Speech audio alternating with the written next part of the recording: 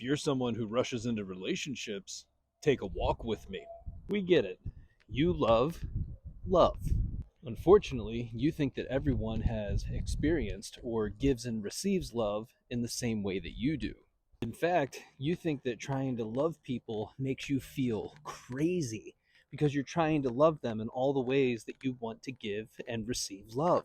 But have you ever thought to ask them what is their definition of love?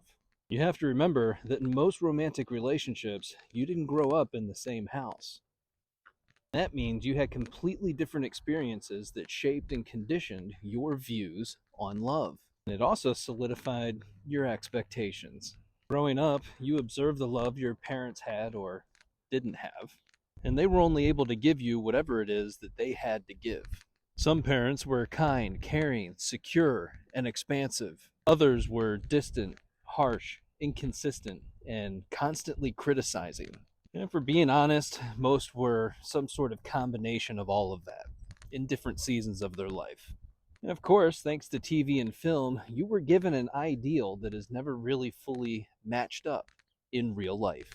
Ryan Gosling climbed a Ferris wheel and built a house. True, but do you know that that's just a movie?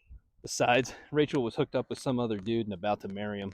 Those seem to be the stories that everybody likes. We have to steal each other away from each other.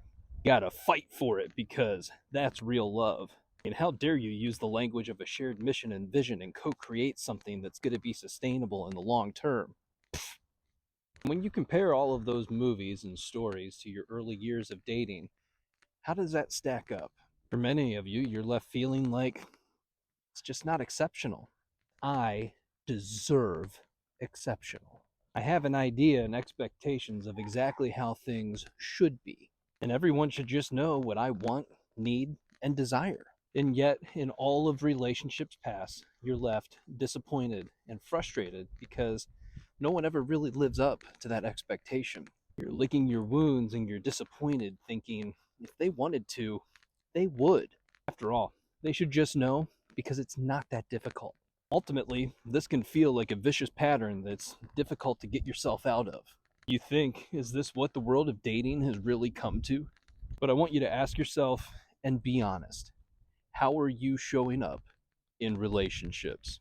I know a lot of you are telling yourselves, why do I have to do all the heavy lifting?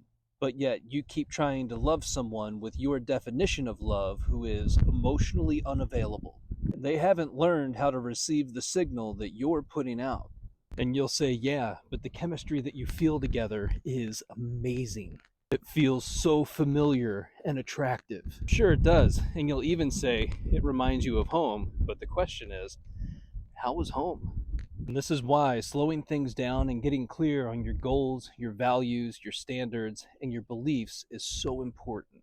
All of those things are what's going to help you in the selection and vetting process. You're getting intentional, and that's a good thing. You're learning, recognizing, and acknowledging what is and is not for you.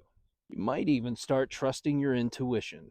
You can find, date, and marry someone who is emotionally available. Instead of being obsessed with what you can get from them by chasing them, you'll be obsessed with what you can co-create and build together.